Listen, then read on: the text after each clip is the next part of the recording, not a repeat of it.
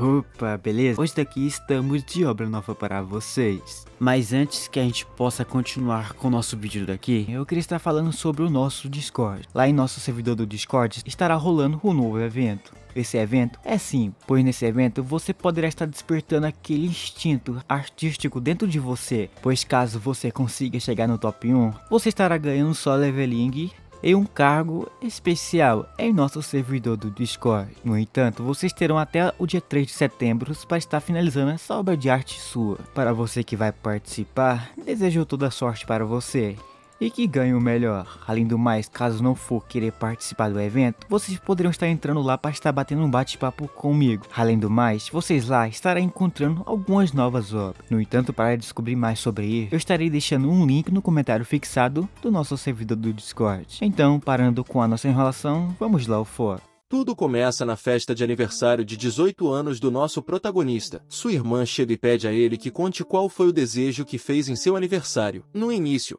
ele reluta em contar, mas como ela implora, ele decide revelar. O desejo que ele fez foi que sua família permanecesse unida para sempre. No entanto, no momento em que ele diz isso, o prédio em que vivem é atacado por um monstro, resultando na morte de toda a sua família quando o prédio desaba de cima para baixo. Em seguida, o protagonista vê o monstro, que é muito poderoso e está destruindo a cidade. Ele tenta escapar, mas suas pernas não respondem. De repente, ele acorda gritando, percebendo que tudo não passou de um sonho. Seu professor se aproxima, prestes a dar uma lição a ele, mas o protagonista não recebe a lição porque ele é muito inteligente. Mais tarde, é explicado que a Terra entrou em uma nova era em 2036, quando ocorreu uma perturbação súbita no espaço-tempo que transformou a Terra em um mapa de jogo cheio de perigos. Os seres humanos adquiriram níveis que podem ser atualizados, assim como a capacidade de evoluir em profissões e habilidades. Após anos de caos inicial, as 5 principais cidades da Liga conseguiram controlar os monstros e estabeleceram uma nova ordem mundial. Apesar de sua inteligência, o protagonista tinha apenas o nível 3. Depois da aula, ele encontra Luffy, que possui o nível 5, e pede dinheiro em troca de proteção. O protagonista protesta, pois costumava ser protegido por Luffy de estudantes mais velhos. Uma luta se inicia entre eles, mas então John Frey, de nível 7, intervém e acaba com a briga. Ao voltar para casa, o protagonista se sente derrotado, pois é o único caso conhecido de alguém incapaz de aumentar de nível. Na celebração do seu 18º aniversário em casa, o protagonista está triste, mas decide sugerir que a família celebre o aniversário em um restaurante. Após a celebração, ele se sente aliviado, acreditando que tudo foi apenas coincidência. No entanto, uma fenda misteriosa aparece atrás deles e uma aranha demônio de olhos fantasmas, nível 15, emerge dela, causando pânico entre as pessoas. O pai do protagonista, de nível 10, tenta atrasar a aranha para permitir que sua família escape, mas é rapidamente derrotado. A mãe do protagonista,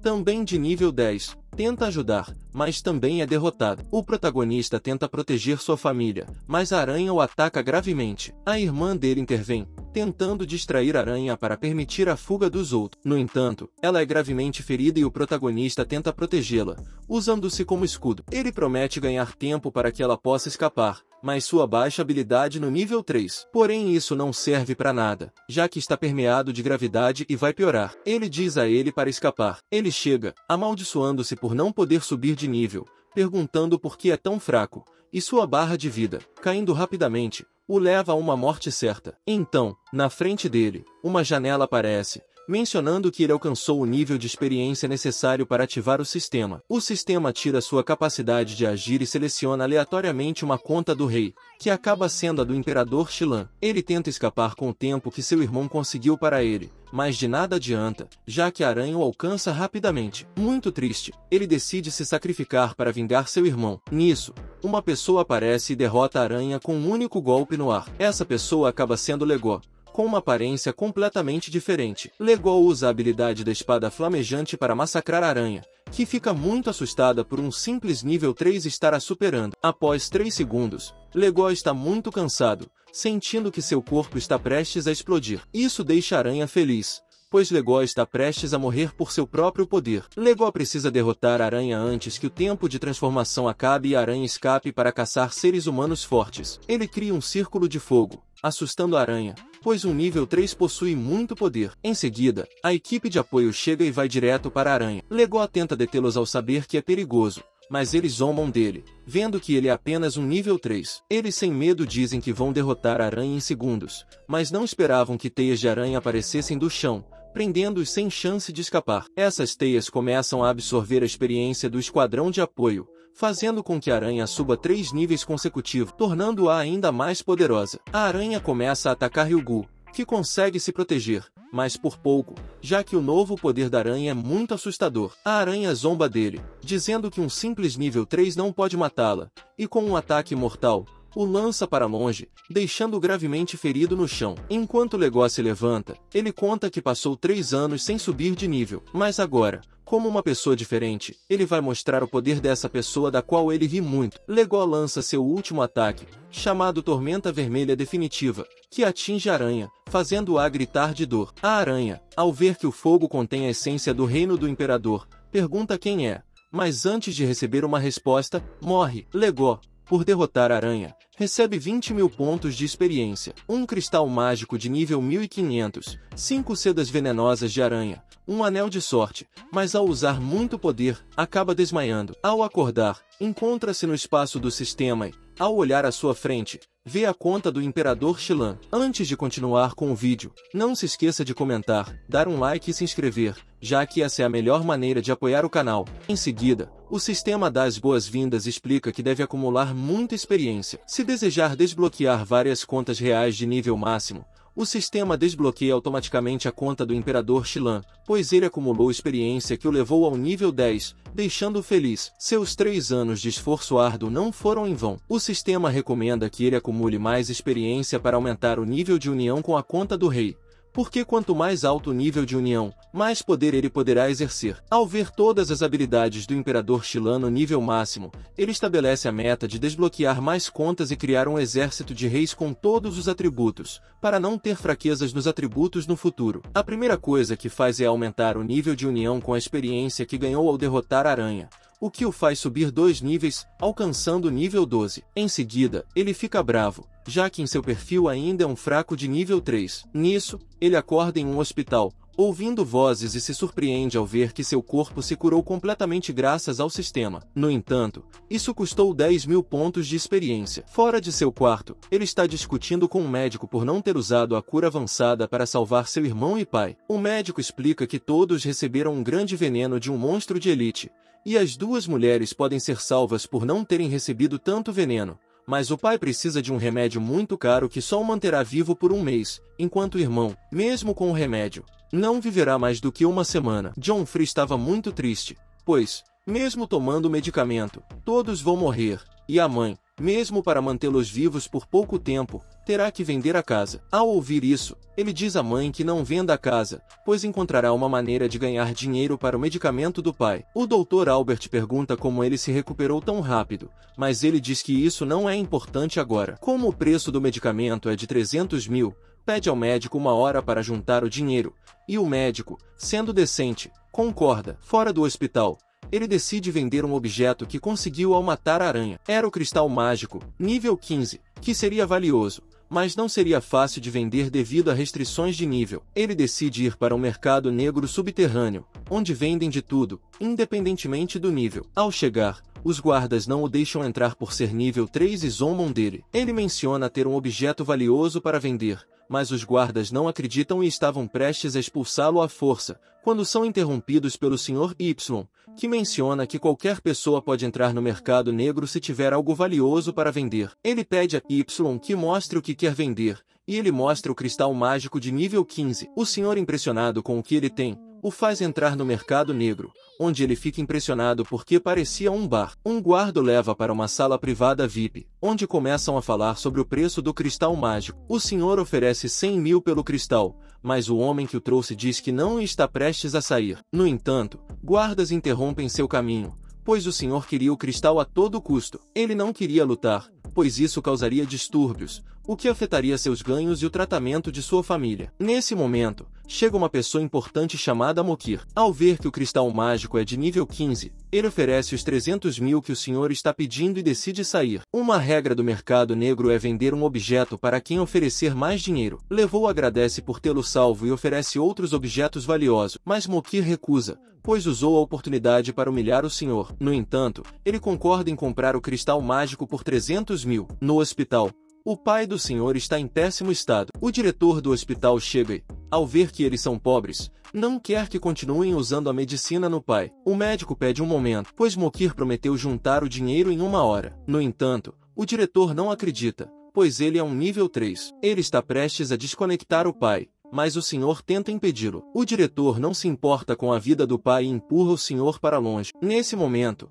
Mokir chega, destruindo a porta. Vendo que o diretor feriu sua família, ele queima a mão do diretor como punição. O médico fica feliz por ver o diretor sofrer, pois só se importava com dinheiro. Mokir dá 10 mil a mais ao médico para a recuperação do pai. Enquanto o médico está indo embora, ele fica surpreso ao ver que Igia, mesmo sendo um nível 13, se recuperou do envenenamento e conseguiu 300 mil em menos de 1 hora. Ele se desculpa com seu irmão por não ter conseguido proteger seus pais, mas levou Diz para não se desculpar, pois é culpa dele por não ter chegado ao hospital mais rápido. Ele também está triste, pois em seu estado atual, não poderá participar da competição de masmorra na academia, que supostamente teria um prêmio de 500 mil para o vencedor. Ao ouvir isso, levou Diz para não se preocupar com o dinheiro, já que seu irmão se encarregará de vencer a competição. No dia seguinte, na academia, a competição de masmorra está prestes a começar, e o diretor da academia diz a eles que o rumor dos 500 mil era verdadeiro. O diretor diz a eles que os monstros da masmorra são de nível 5 e o chefe final era um monstro forte de nível 10 chamado Dria das Sombras. Os estudantes pensavam que iriam morrer na competição,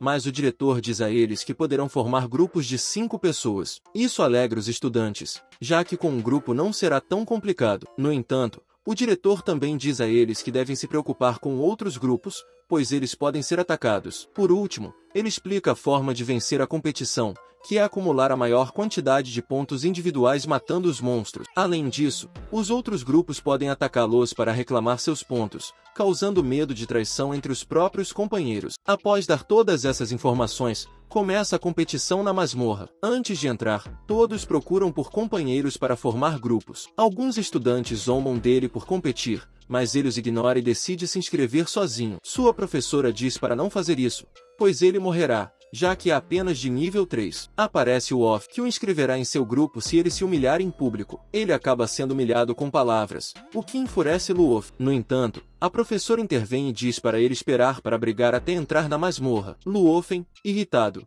promete esperá-la lá. Quando está entrando na competição, o sistema lhe concede 2.000 pontos por entrar na primeira masmorra. Kiero estava observando isso de longe, achando interessante que alguém de nível 3 esteja entrando sozinho na masmorra de nível 5. Sem perder tempo, ele fez um rápido trabalho com as multidões de nível baixo e avançou mais profundamente na masmorra, seguindo o rastro das ameaçadoras aranhas que vagavam lá dentro. Eventualmente, sua busca o levou a uma emaranhada teia carmesim que aprisionava uma jovem garota em sua pegajosa armadilha. E essa não era outra senão Tiana, uma curandeira de nível 5 cuja situação havia chamado a atenção de Henry. Apesar de seu alívio ao ver alguém vir em seu resgate, Tiana ficou chocada com a visão do irmão de Fiona, que estava apenas no nível 3. Preocupada com sua segurança, ela implorou a Henry que fugisse, pois o perigo dentro da masmorra era grande demais para ele lidar. Com determinação inabalável, Henry manteve sua posição, recusando-se a abandonar a querida amiga de sua irmã, Tiana. Henry invocou o poder do Imperador da Chama Carmesim,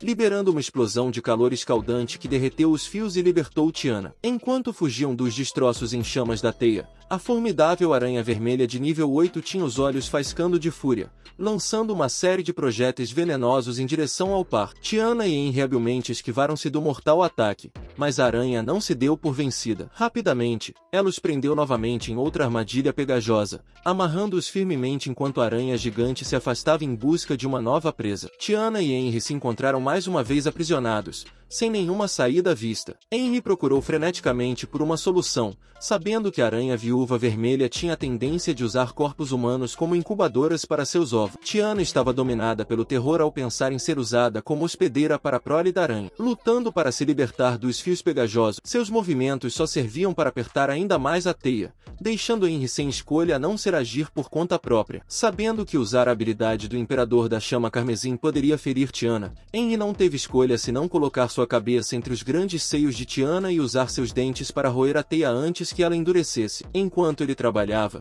Tiana emitiu uma série de ruídos peculiares, fazendo Henry se contorcer de desconforto. Para evitar o constrangimento, Henry convidou Tiana a ajudar, e depois de alguns momentos confusos, eles finalmente conseguiram se libertar das garras da aranha. Enquanto Tiana e Henry celebravam sua recém-encontrada liberdade, sua alegria foi de curta duração, pois a aranha viúva vermelha retornou mais feroz e vingativa do que nunca. Imperturbável, Henry convocou o poder do Imperador da Chama Carmesim, se preparando para a batalha à frente. Com reflexos ultra-rápidos, Henry esquivou-se do ataque inicial da aranha, seus olhos fixos em seu formidável inimigo. Agarrando sua espada com firmeza, ele saltou no ar, seu corpo se movendo com a graça e precisão de um guerreiro experiente. Com um único golpe decisivo, ele partiu a aranha ao meio, sua presença outrora aterrorizante reduzida a nada mais do que um cadáver inerte. Henry foi recompensado com uma generosa quantia de 1000 pontos e 5000 pontos de experiência. Embora Tiana tivesse contribuído pouco, ainda recebeu 500 pontos por sua ajuda, seus olhos cheios de curiosidade enquanto circulava ao redor de seu novo companheiro,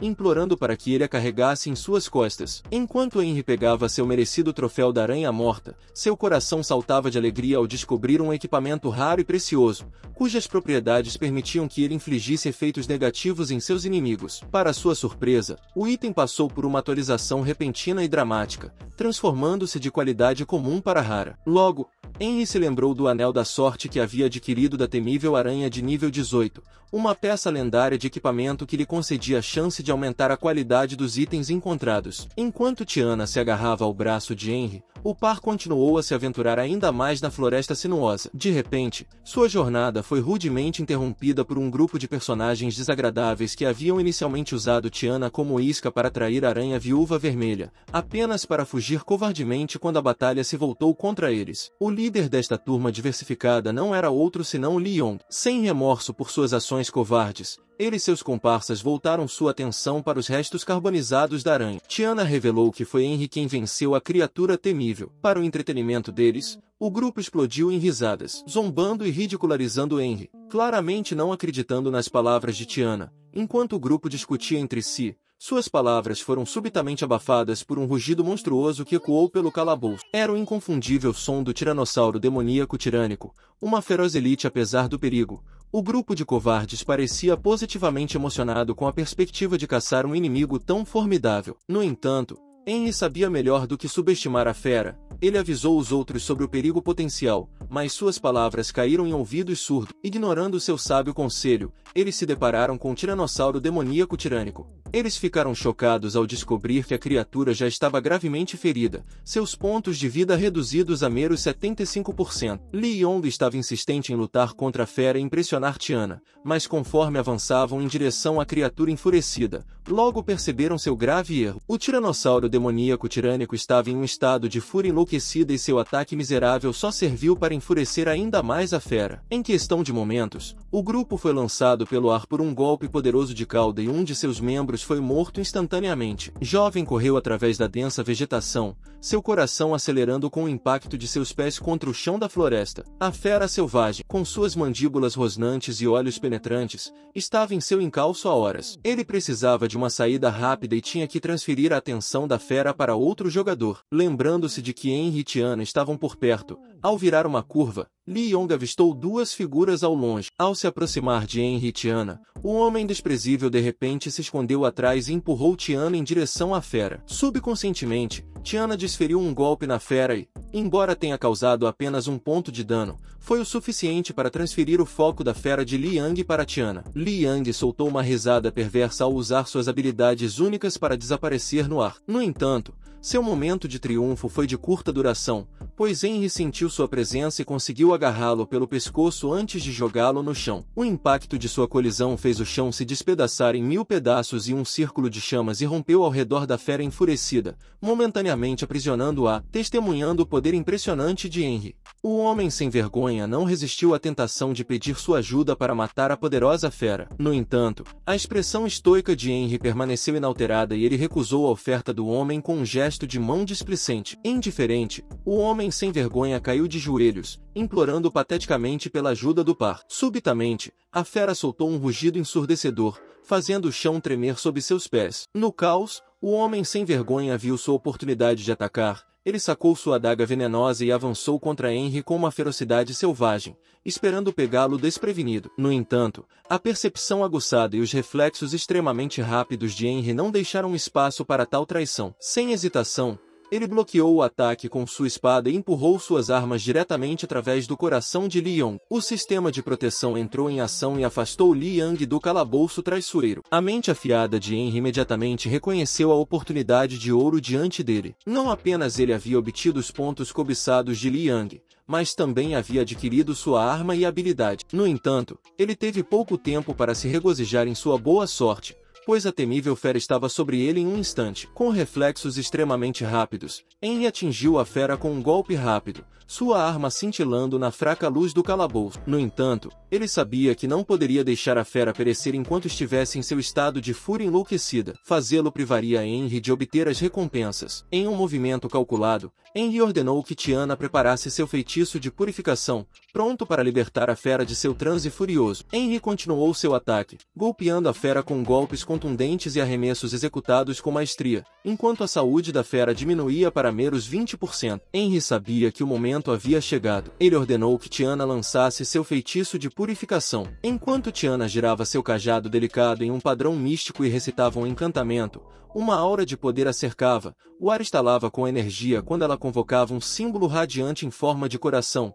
que pulsava com uma luz etérea. Com um movimento gracioso, Tiana dirigiu o coração em direção à fera feroz, e com um brilhante flash de luz, a fera foi restaurada aos seus sentidos, para a surpresa de Henry e da Tiana. A fera foi transformada diante de seus olhos numa amável criatura Gulman da lendária série Digimon. Com uma realização súbita, Henry tensionou seus músculos, pronto para desferir o golpe final na aparentemente inofensiva criatura. No entanto, antes que ele pudesse fazê-lo, Tiana correu para frente, jogando-se na frente da criatura e a abraçando firmemente. Seus olhos suplicantes fixos em Henry, ela implorou a ele para poupar a vida da pequena criatura e permitir que ela a adotasse como um animal de estimação. Por um momento, Henry considerou o pedido dela e, de repente, disse que deve haver uma maneira de reembolsar sua perda. A única maneira é pegar todos os pontos de Tiana enquanto mantém a criatura como animal de estimação, o que ele chamou de matar 2 coelhos com uma pedra. Tiana hesitou por um segundo, ainda valorizava mais os pontos. Assim,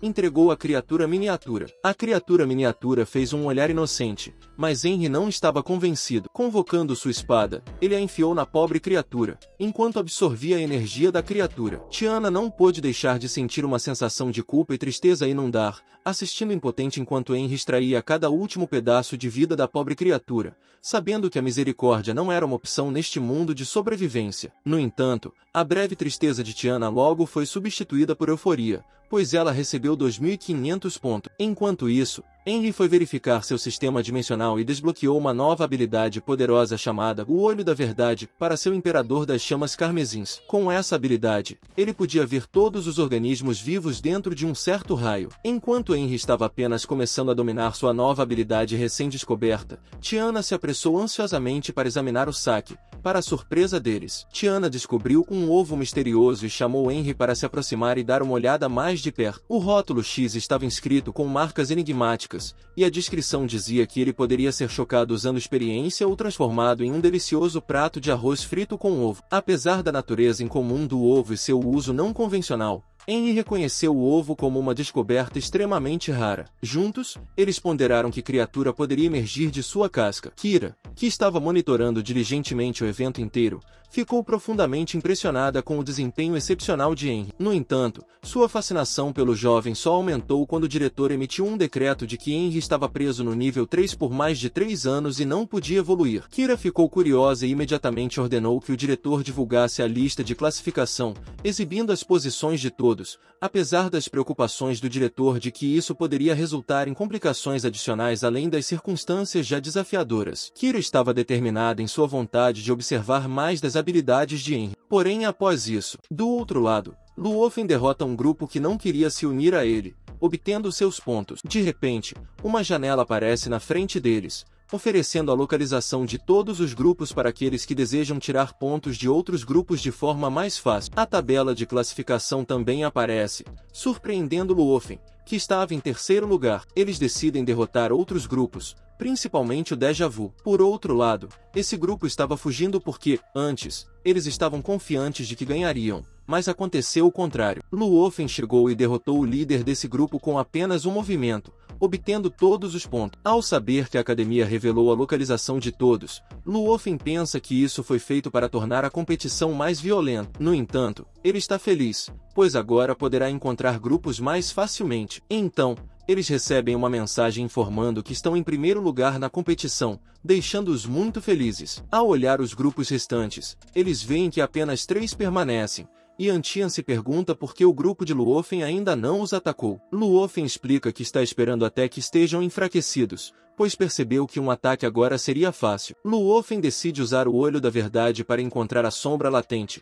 permitindo a ele enxergar claramente através da floresta e encontrar facilmente o chefe final. Guiado por uma chama de fogo, eles partem para enfrentar o chefe final. Enquanto isso, ao longe, Antian está com raiva, pois não conseguiu encontrar a sombra latente, mas ele decide segui-lo para matá-lo junto com o chefe final. Entretanto, na janela dele, a localização não aparece, irritando, pois ele acredita que Luofen usou uma habilidade para escondê-la. Luofen não a deixou sozinha, já que sabia que Antian estava com raiva e que ele a abandonaria. Por outro lado, ela está assustada, pois Luofen a instruiu a ser a isca. Diante dela, Luofen aparece e pergunta onde Antian está, mas ela responde que não sabe. Luofen fica irritado, achando que ela está mentindo e prestes a matá-la, quando um monstro surge atrás deles, matando alguns membros do grupo de Antian. A maioria estava com medo por encontrar a sombra latente, mas Luofen decide atacá-la sem medo. No caminho, Luofen percebe que encontrar a sombra latente por acaso foi um plano, e ele decide matá-la como parte de sua estratégia. Liderando o grupo, ele dá ordens que fazem a sombra latente recuar, assustando-a, pois ela estava derrotando-os com facilidade. O grupo de Luofen estava feliz pela recompensa que receberiam atacando-a. Luofen informa aos outros que a sombra latente está entrando na segunda fase, assustando-os, pois nunca lutaram contra essa fase. A sombra latente cria monstros de nível 7 a partir de suas raízes. Luofen pede para manterem a formação, mas eles estão correndo assustados. Tian está sendo segurada por um monstro nesse momento. Aparece o Jehová derrotando o monstro e pedindo desculpas por tê-la usado como isca. A abraça felizmente, já que ela pôde ajudá-lo. Ele repreende Jebuibu por tê-los usado como isca para então derrotar a Ria das Sombras. Ele diz a ela que só queria vê-lo lutar e ficou surpreso com suas habilidades de liderança, mas Luofenal, sem se importar com os elogios, diz que uma força chegou. Ele diz que não e alguém do grupo pensou em matá-lo, mas por não ser tão poderoso quanto Iegut, acaba morrendo. Luofenal começa a atacá-lo ao ver que ele matou um dos seus, mas ele chega com um único golpe e o faz voar. Lufen diz que ele não conseguirá derrotar a Ria das Sombras sozinho, mas ele diz que sim e para provar sua derrota, mata todos os monstros de nível 7 e os do grupo de Uf na Ria das Sombras. Ele começa a absorver o poder que usou para criar os monstros de nível 7, seu corpo começa a gritar enquanto se destrói completamente, a camada exterior se desfaz e a forma da Ria das Sombras aparece, tornando-se ainda mais forte do que antes. A Ria das Sombras, com uma velocidade monstruosa, fica atrás dele, mas ele consegue se proteger e fica surpreso porque um nível 10 não deveria ter essa velocidade. A Ria das Sombras, com sua nova força descomunal, o faz voar e depois o ataca com suas raízes do chão. Luofenal começa a rir, pensando que ele não é tão poderoso quanto diz, mas ele bloqueia as raízes com uma habilidade. Em seguida, com grande velocidade, fica atrás da Ria das Sombras e usa uma habilidade de fogo para derrotá-la em segundo. Ao finalizar a masmorra, uma porta aparece pela qual podem retornar à academia. Ele estava prestes a matar Lofenal antes de atravessar a porta, mas ele começa a pedir desculpas de joelhos. No entanto, isso era apenas uma distração, já que ele planeja cruzar a porta primeiro para ganhar. Antes de conseguir atravessar, ele gira e derrota Lofenal com um único movimento, deixando apenas 2 pessoas como participantes. Tian está muito feliz, pois receberá 200 mil de dinheiro como recompensa e agradece por tê-la permitido estar no grupo com ele. Ao ver a recompensa que recebeu por derrotar o chefe final, ele decide presentear Tian, confundindo tudo, pensando que ele estava flertando com ela, mas ele diz para ela parar com suas fantasias, já que era uma recompensa por tê-la usado como isca. A masmorra começa a se destruir, e uma voz diz para eles saírem rapidamente. Ele percebe algo estranho estava acontecendo na academia. Os dois começam a correr em direção à porta, mas Tian cai, deslocando o tornozelo. Então ela diz tristemente para ele ir embora. Ele a aceita como sua companheira e decide salvá-la, jogando-a diretamente na porta. Tian diz que ele não precisava fazer isso e começa a enlouquecer, pois pensava que ele ia morrer, já que tinha um pergaminho de retorno à cidade que poderia usar a qualquer momento para voltar à cidade a qual estava vinculado. Ao retornar à academia, ele fica surpreso ao ver a entrada da masmorra em péssimas condições, perguntando-se o que aconteceu. Ao longe, Tian estava chorando, pensando que ele havia morrido, mas ele aparece atrás dela. Ela salta de alegria ao vê-lo e o abraça. Diante deles, aparece o grupo de mercenários tigres negros, que foram exilados por matar várias pessoas na Zona Segura. Há 5 anos, ele se pergunta como conseguiram entrar na Zona Segura e pensa que estão procurando por Mokir para matá-la. Os mercenários começam a atacá-los ao perceberem que são do nível 3, mas ele com um único movimento consegue matar esses mercenários de nível 15. Um deles, para evitar ser morto, diz que um grupo chamado Huan Sen os contratou para matar Mokir e também deram uma recompensa ao capitão dos mercenários. Ao ouvir isso, ele se lembra de ter ouvido falar que o grupo Huan Sen estava em conflito com um grupo chamado Amo. Ele planeja ir até o grupo Amo para avisá-los que paguem o dinheiro, mas isso já não serviria mais. O mercenário, ao receber todas essas informações, bebe uma poção, mas ela é venenosa e o mata, obtendo vários objetos. Ele diz a Tian para se esconder, pois a academia tinha uma habilidade que a impediria de escapar. Tian fica feliz, pois ele estava preocupado com ela. Ele a aconselha a ter cuidado ao tentar salvar os outros estudantes, com o objetivo principal de manter Mokir viva. Por outro lado, esses mercenários foram os responsáveis por destruir a masmorra, achando que haviam matado os estudantes. À distância, ele estava esperando o olho da verdade esfriar para usá-lo no salão, onde todos os estudantes que entraram na masmorra estavam amarrados. A professora Li estava implorando para que deixassem seus estudantes irem. O capitão dos mercenários, de nível 25, vê a boa aparência da professora e rasga suas roupas para levá-la para a cama, mas ela o empurra. Para ele, a professora Lai é sua deusa. No entanto, o capitão, com seu nível mais alto, o atinge e o parabeniza por sua audácia. Vendo o potencial de Lofenal para se tornar um vilão, o capitão lhe dá uma arma para matar seus companheiros e se tornar um mercenário dos Tigres Negros. O capitão o liberta, e seus companheiros têm medo de morrer. No entanto, Lofenal não quer ser um mercenário e ataca o capitão com a arma, mas ele é facilmente dominado e o capitão está prestes a matá-lo. No último instante, Lofenal usa o colmilo da viúva vermelha no capitão, derrubando-o no chão. Ele parabeniza Lofenal por tomar boas decisões nos momentos cruciais, apesar de suas ações questionáveis. Os outros mercenários tentam atacar, mas ele os mata com um único movimento, ganhando pontos de experiência para o sistema. Ele oferece a Lofenal para se tornar seu irmão mais novo, pois ele demonstrou habilidade em tomar decisões corretas em situações de vida ou morte. Lofenal aceita e ele lhe dá uma arma, dizendo que, por enquanto, o valor de sua experiência é um presente. Com essa arma, Lofenal mata o capitão e sobe 5 níveis consecutivos. Lofenal libera a professora e ela agradece por tê-la salvo do capitão, deixando-o corado. A professora pergunta o que eles deveriam fazer, pois há mais estudantes sequestrados e a academia estava selada, impedindo a saída. Ele diz que vai elaborar um plano para escapar, e o sistema avisa que o olho da verdade está pronto para ser usado. Ele utiliza a habilidade, gerando um mapa da academia e um mapa da distribuição biológica. Ao observar o mapa, Legoa decide que os estudantes salvados irão para o depósito, já que não há mercenários, e ele percebe que há um mercenário de nível 45, deduzindo que esse é o líder do grupo dos mercenários. Legoa dá a ordem para Lu ofender a levar os estudantes para o depósito, mas ele queria segui-lo para matar os mercenários. Legoa diz que não, pois ele seria apenas um fardo, e lhe dá o colmilo da Viúva Vermelha para se proteger dos mercenários, já que eles tinham um nível mais alto que o dele. Estando sozinho, Legoa não estava certo se conseguiria vencer o líder dos mercenários, já que com seu nível 12 de união só poderia lidar com pessoas com níveis menores que 25. Ele decide entrar no espaço do sistema para aumentar seu nível de união, já que coletou muitos pontos de experiência. Com todos os seus pontos, ele consegue alcançar o nível 21 de união e o nível 4 em seu perfil, surpreendendo, pois normalmente 10 de união aumentariam um nível em seu perfil. Como ele superou o nível 20 de união, o sistema ativa a especialização de talento do Imperador Xilan e lhe dá um ponto para escolher um talento. Depois de pensar muito, Legoa decide ativar o talento defensivo, que pode ser usado por 1 minuto e tem um tempo de recarga de 1 hora. Enquanto isso, esses mercenários estavam falando sobre um continente desconhecido, que se rumora ser um antigo produto da pré-história. Os monstros eram tão poderosos que os grandes grupos de exploração precisavam ter cuidado. Um mercenário ouviu dizer que o grupo Huan Sen e o grupo Amo estavam competindo por uma masmorra. Outro mercenário silencia,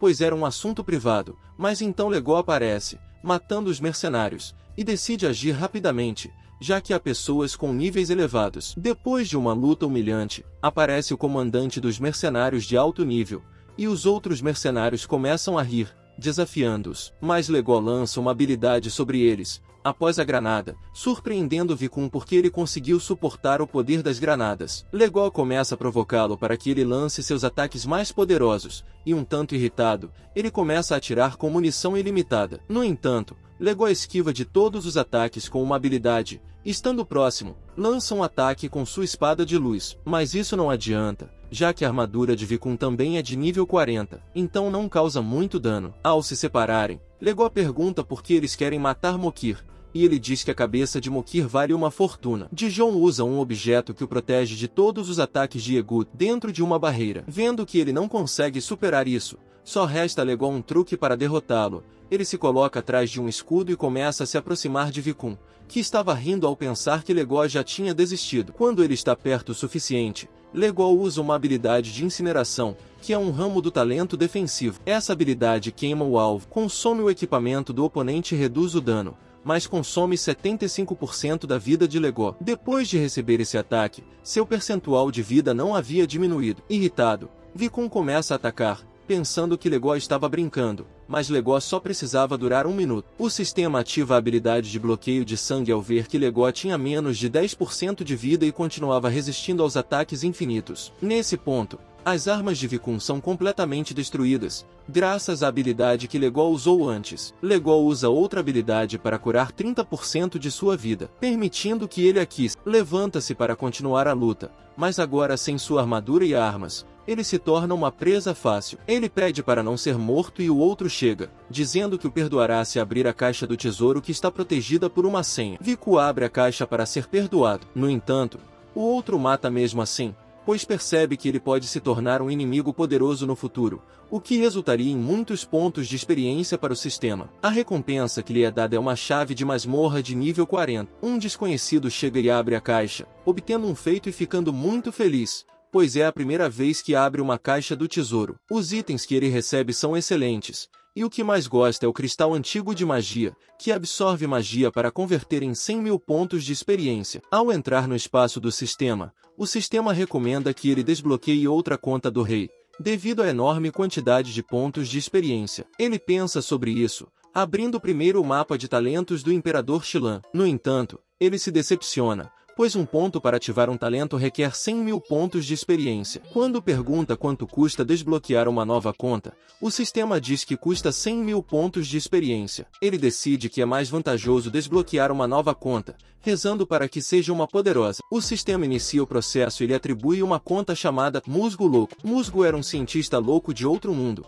cujo talento pela engenhosidade levou à destruição de seu próprio mundo. Ele estava desapontado, pois não recebeu uma conta de combate, mas, Como era uma pessoa poderosa, decide ver quais habilidades Musgo possui. O sistema diz que as habilidades de Musgo variam de acordo com o título selecionado, e o título atual é Mestre da Engenharia. Ele escolhe Musgo como sua conta principal e está prestes a aprender sobre suas habilidades quando um pequeno robô chamado Wei chega. Wei é uma inteligência artificial criada por Musgo, e explica que a conta de Musgo fica mais forte quanto mais louco ele estiver. O mecanismo central da conta de Musgo é decomposição mais funções igual a criação, o que significa que ele pode desmontar e depois fundir objetos para criar novos, ainda mais poderosos. Legó se alegra porque pensava que a conta de Musgo não seria de muita ajuda, mas atualmente há restrições sobre os objetos que ele pode desmontar e fundir com o seu nível atual de união. Ele não pode desmontar objetos que sejam o dobro de seu nível atual. Além disso, ele precisa coletar todos os tipos de desenhos de engenharia para produzir acessórios e armas rapidamente e com precisão. Ele pergunta ao sistema sobre o mecanismo de troca entre contas e se existem restrições. O sistema,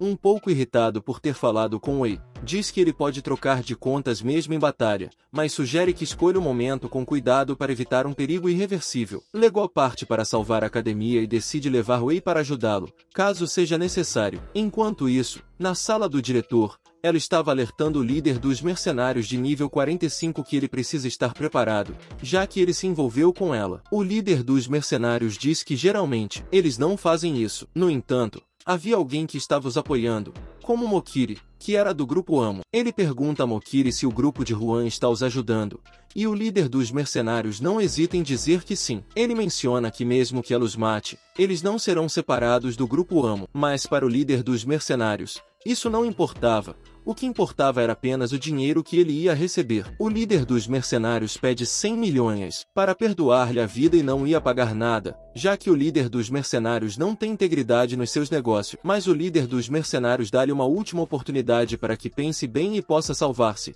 Mesmo assim, a resposta de não muda, porque mesmo que morra, não pensa trair sua majestade. O líder dos mercenários saca suas armas para matá-la, mas um escudo de energia aparece protegendo Mokir, e este foi lançado por Legó, o qual a ia salvar por tê-lo ajudado no mercado negro. O líder, ao ver que um nível 4 estava interferindo em sua missão, lança-se para matá-lo, mas surpreende-se, pois o escudo dele detém o ataque. Mokir diz a Egu que vai embora porque vai morrer, e os outros mercenários começam a atirar para matá-la, mas não rompiam o escudo. Legó não queria ir-se, porque ela deve entregar os 500 mil da recompensa da competição, e Mok via que a ele só importava o dinheiro, mas não era má pessoa. Os mercenários se surpreendem porque o escudo de energia se reconstruiu, e o líder percebe que Legó não era um estudante normal. Legó, utilizando o mestre de engenharia, tinha combinado 3 escudos de energia em um, conseguindo 3 vezes o valor da armadura. Ele lança granadas para os mercenários,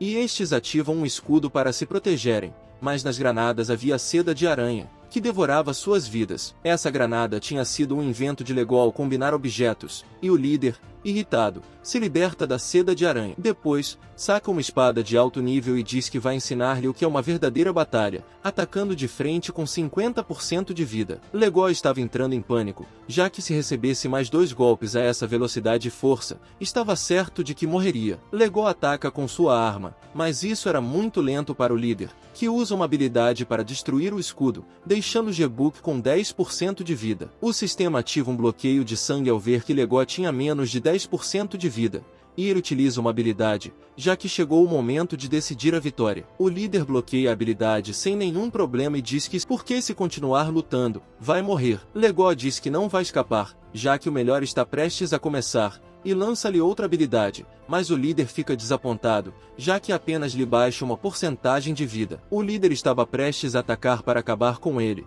mas não percebeu que estava na frente dele a arma com a qual ele começa a atacá-lo com um rugido de fúria. A arma estava fazendo recuar o líder, o qual não acreditava que Legó tinha matado Vikun. O líder, preocupado, estava relembrando como reprimir o estado de fúria e ao destruir o seu escudo o líder estava prestes a escapar, mas a arma não estava seguindo automaticamente. Sem opção, o líder se aproximaria da arma para destruí-la e zombava de Egia, que havia deixado apenas uma arma de tipo épico. O líder consegue chegar e destruir a arma, mas isso era apenas um engodo, pois Legó chegou rapidamente atrás dele, aproveitando sua distração, e usou uma adaga envenenada. Quanto menor o percentual de vida do alvo, maior a probabilidade de ativação do veneno. Com essa arma, deixa o líder com 5% de vida. Mokir se surpreende ao ver que Legó possuía uma arma capaz de ferir um nível 45, e o selo guardião do líder é ativado, pois seu corpo havia recebido 7 efeitos especiais em um único ataque. O selo guardião de nível 50 havia restaurado 30% de sua vida, já que ele esteve à beira da morte. O líder estava cada vez mais irritado, pois o selo guardião havia custado uma fortuna. Antes que ele ataque, Legó lança seu ataque. O sistema informa que o bloqueio de sangue terminaria em 5 segundos, e o líder o arremessa com sua espada. Ele planejava matar Yegut para que a família Juan fosse enganada, aumentando sua recompensa. O bloqueio de sangue termina, deixando-o com 10% de vida. O líder reconhece que subestimou Legó, mas para evitar mais problemas, ele usa sua técnica secreta, inserindo o sangue da besta do trovão em seu corpo. Isso transforma em uma besta do trovão, aumentando suas habilidades e atributos por um curto período de tempo. Yegut fica surpreso, pois está enfrentando uma verdadeira batalha, incapaz de prever os movimentos do inimigo. O líder completa a transformação em besta do trovão e planeja iniciar uma luta feroz, mas Legó diz que ele não tem mais nada escondido para se proteger. O líder começa a atacá-lo, pensando que usou o sangue da besta do trovão em vão, mas os guardas de nível 60 aparecem para protegê-lo. Esqueci de mencionar anteriormente que o líder havia petrificado os guardas de nível 60 com um objeto chamado Lágrima de Medusa. Surpreso,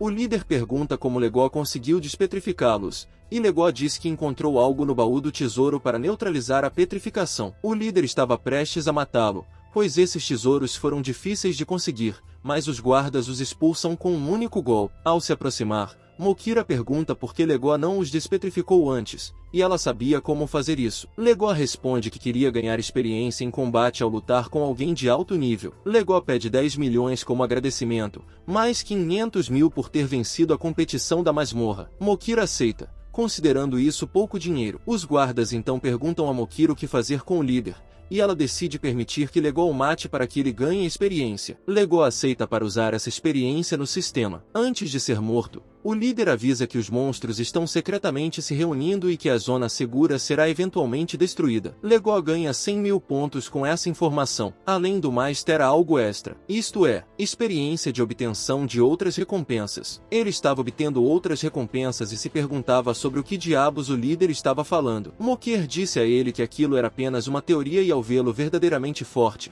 ofereceu a ele que se juntasse ao seu grupo. Chegou disse que antes de decidir se iria se juntar ou não, o líder deveria falar sobre os benefícios que ele teria ao se unir ao grupo. Os guardas, um pouco irritados, disseram a ele que ele deveria estar feliz, já que foi convidado a se juntar ao grupo Amo para ser deixado em paz. Ordenou aos seus guardas que resgatassem os estudantes e matassem todos os mercenários que encontrassem antes que eles fugissem. Chegou pediu aos guardas que deixassem os corpos dos mercenários para serem trocados por recompensas. Mokir ficou surpresa com o quão ganancioso ele era e perguntou se ela o odiava por isso, mas ela disse que não, já que na época atual, poder e dinheiro são tudo, então ela não via nada de errado no que ele estava fazendo. No final, ela disse que as pessoas gananciosas têm uma qualidade maravilhosa, que é fazer com que todos se deixem levar pelo desejo, que pode fornecer todos os desejos e necessidades que eles têm. E mesmo que ele não fosse forte o suficiente, ele tinha um talento de reserva qualificado como ele queria saber. Os benefícios de se juntar a ela com um holograma explicavam que todos os grupos lutavam por um único objetivo,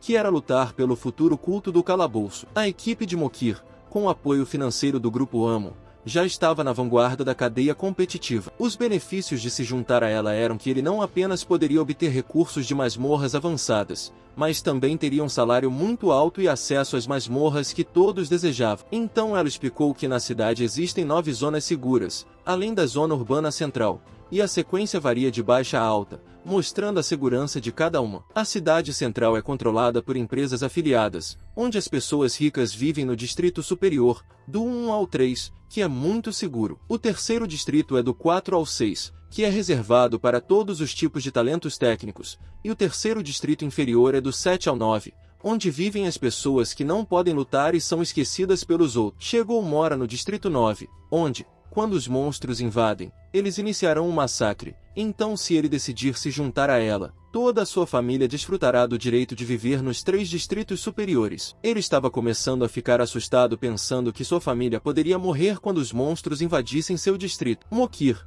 Vendo que ele se importava muito com sua família, disse que sua equipe era mais forte e também tinha uma equipe médica sempre pronta para cuidar deles, garantindo a sobrevivência de seus membros. Nível 45. Quase morta, ela diz que não esperava que alguém ousasse atacá-la diretamente. Além disso, para o Grupo Amo, a vida dos membros da equipe é mais valiosa do que a vida dela, pois no Grupo Amo tudo é determinado pela força. Iebus fica surpreso com o quão poderoso é o Grupo Amo, mas, estando confuso, não consegue tomar uma decisão, já que se tomar a decisão errada, toda a sua família pode ficar em perigo. Ele pede 3 dias para pensar, e ela aceita. Antes de ir embora, ela lhe entrega um cartão com 20 milhões. Nesse momento, o diretor chega, visivelmente assustado, e pede desculpas, já que a academia não pôde fazer nada para ajudá-la. Mokir diz a ele para não se preocupar, pois a culpa é dela por não estar bem preparada. Promete pagar todas as despesas de reparo da academia e sai, aguardando a resposta de que ela sairá do Distrito 9 em 3 dias. Ela diz a ele que dará uma resposta, mas, apesar dos muitos benefícios, decide pensar, pois podem tentar enganá-la. O diretor parabeniza Iebus por ter salvado a academia e se alegra por ele estar voltando a ser um gênio, como já foi um dia. O diretor queria dar um reconhecimento a todos os estudantes,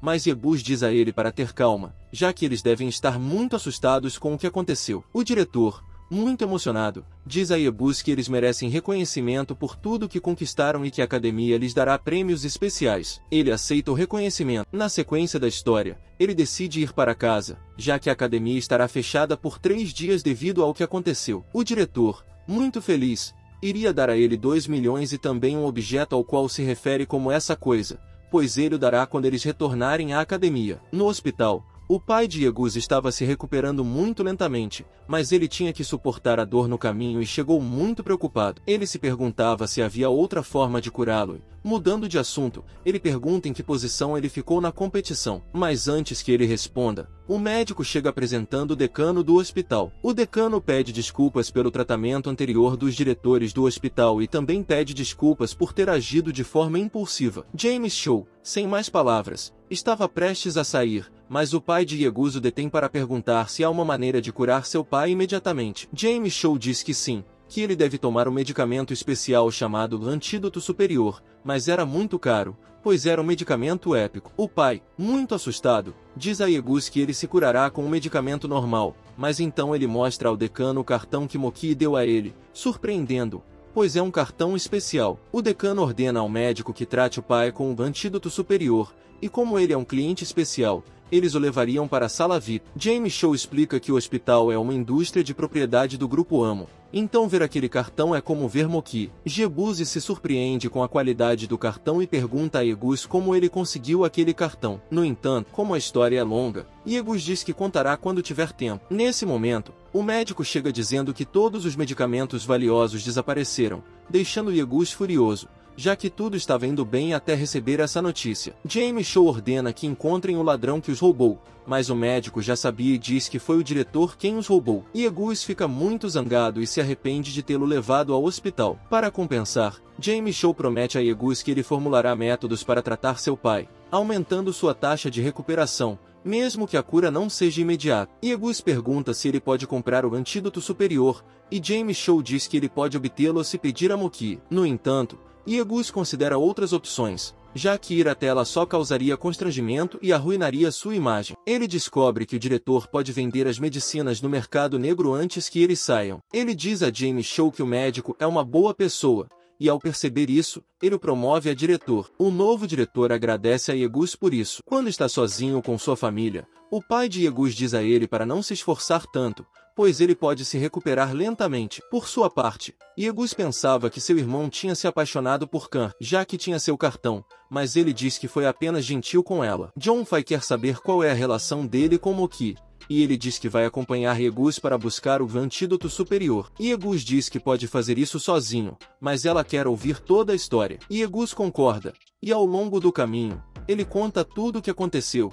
deixando John Fai muito feliz, pois seu irmão é incrível. Ela pergunta por que eles estão indo ao mercado negro em vez de ir a um leilão, e Iebus diz que o mercado negro tem uma variedade maior de coisas. Enquanto eles caminham, eles encontram ladrões que exigem dinheiro deles por estarem em sua rua. Junpei decide lutar para que seu irmão possa comprar a medicina, mas Yegui se coloca na frente dela, dizendo que a protegerá a partir de agora para que ela não sofra mais. Os ladrões riem ao ver que ele é um nível 4 e o provocam, mas Yegui responde que eles estão em vantagem, já que ele não quer estar ninguém na frente de sua irmã. Isso os deixa furiosos e eles se preparam para atacar Yegui em conjunto. No entanto, no momento, chega então um cara, que protege Legó e lhe diz que ele não deveria provocar pessoas de nível mais alto, surpreendendo-o pois sua velocidade era muito rápida. Junpei pergunta quem é, mas o cara, de maneira descolada, diz que não é ninguém, deixando Junpei envergonhado. Esse cara, ao saber que Legó chegou, se dirige ao mercado negro e diz que pode guiá-los,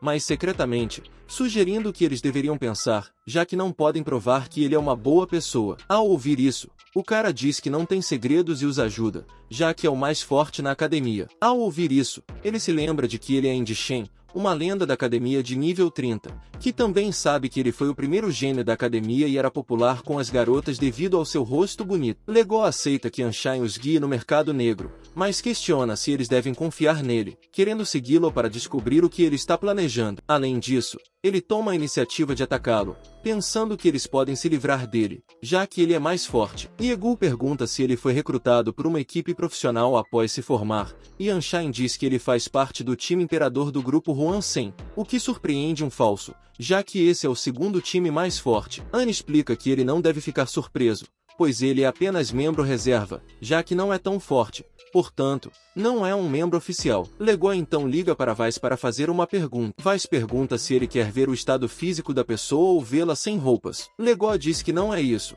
mas sim que ele está procurando um objeto para determinar se alguém está mentindo ou não. Weiss explica que pode fazer isso analisando a frequência cardíaca, entre outras coisas. Legó decide testar isso perguntando a Junpei se ele é mais bonito que ele. Junpei diz que em seu coração, seu irmão é mais bonito, mas Weiss aponta que ele está mentindo. Legó então pergunta a Anshan se ele sabe algo sobre o ataque à academia, devido à sua ligação com o grupo Huanshen. Anshan diz que não sabe, e Gaze diz que ele não está mentindo. Legó percebe que ele não é uma ameaça e decide deixá-lo por enquanto. Enquanto isso, guardas reconhecem Anshan e desejam sorte a ele para se tornar um membro oficial no futuro. Já na equipe imperador e os guardas também o reconhecem. Ele diz aos guardas que é amigo deles para que não façam nada a ele, mas eles não queriam prejudicá-lo. Pelo contrário, eles o tratam bem, elogiam-no na academia e já tinham ouvido falar dele no mercado negro. Junpei pergunta sobre o convite para o grupo de Mokir, mas ele diz que é uma história longa. Ansenga, ao ver que ele chegou, foi convidado pelo próprio Mokir e planeja prestar mais atenção enquanto estiver dentro. Ele se surpreende ao ver que tudo está calmo.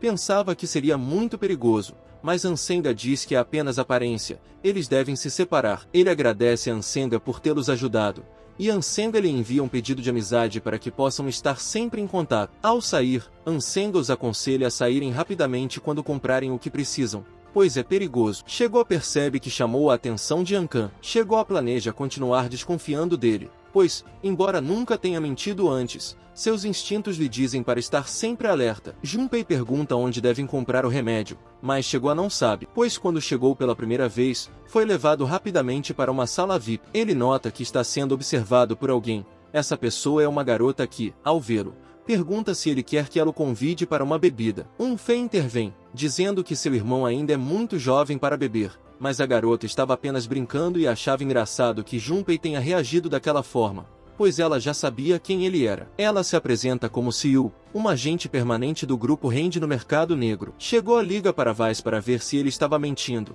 e Weiss disse que estava falando a verdade, mas seu corpo estava suando um odor que o fazia parecer que ele queria algo com ela. Ela o leva para uma sala VIP do grupo Amo, onde ele pode pedir o que quiser, e apresenta o terminal comercial do mercado negro, onde ele pode comprar qualquer coisa, desde que tenha dinheiro. Chegó, ao procurar, encontra o antídoto superior e pensa que o vendedor desse antídoto é o antigo diretor. Ele se pergunta por que o antigo diretor teria roubado os remédios, já que em sua posição não deveria estar preocupado com dinheiro. Ao ver o preço, ele se surpreende e pergunta a Siu como pode comprar o antídoto diretamente do vendedor. Ela explica a ele que ele deve iniciar uma conversa com o vendedor no aplicativo. Então, Para ajudá-lo, ele diz ao aplicativo que deseja se comunicar com o vendedor do antídoto superior. No entanto, o aplicativo informa que o vendedor se recusa a negociar pessoalmente. Ele diz ao aplicativo que diga ao diretor que se ele fizer a venda pessoalmente, ele dobrará o preço, assustando Joffrey, já que o antídoto em si já era muito caro. Então, ele pede à aplicação que o tranquilize, pois se essa pessoa acabar sendo alguém que ele conhece, ele obterá o antídoto sem gastar um centavo com isso. A aplicação diz que o vendedor aceitou a venda pessoalmente, mas do lado de fora, o vendedor afirma que se arrependeu de tê-lo aceitado. Alguns guardas o levam à força para a sala VIP, porque ele já aceitou, e o vendedor acabou sendo o antigo diretor, embora ele esperasse que não o reconhecessem por causa de seu disfarce. O antigo diretor, querendo sair rápido, diz a e-book para completar a venda rapidamente, mas Joffrey o expõe, dizendo que ele é o antigo diretor. O antigo diretor, muito assustado, querendo escapar do mercado negro, reclama com os guardas por permitirem a entrada de uma pessoa pobre. Joffrey mostra o cartão que Mokir lhe deu, já que dentro havia 50 milhões, surpreendendo o antigo diretor, já que ele não sabia da relação entre eles. Joffrey pede desculpas por tê-lo confundido, já que estava procurando o antigo diretor para pagar 1 milhão a ele como compensação por tê-lo queimado na mão,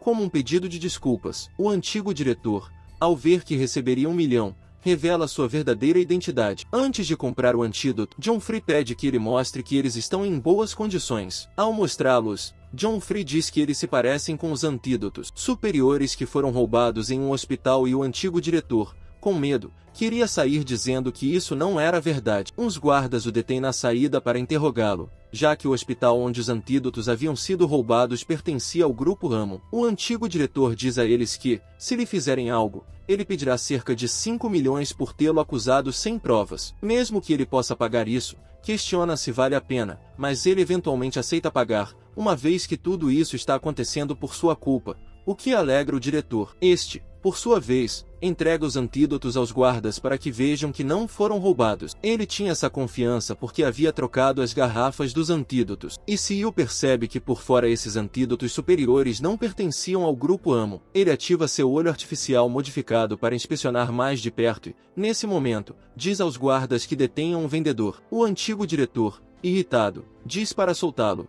já que não há evidências de que tenha sido roubado. Mas Siu diz que tem olhos artificiais que mostram se um objeto pertence ou não ao Grupo Ramo. O antigo diretor, muito assustado e tentando se salvar de todas as formas, diz que o dinheiro que ganharia vendendo os antídotos seria devolvido ao hospital. No entanto, Siu, bastante irritada, diz que é tarde demais para confessar e que as pessoas que roubam do Grupo Amo não têm um final feliz, uma vez que são expulsas da zona segura para serem devoradas pelos monstros.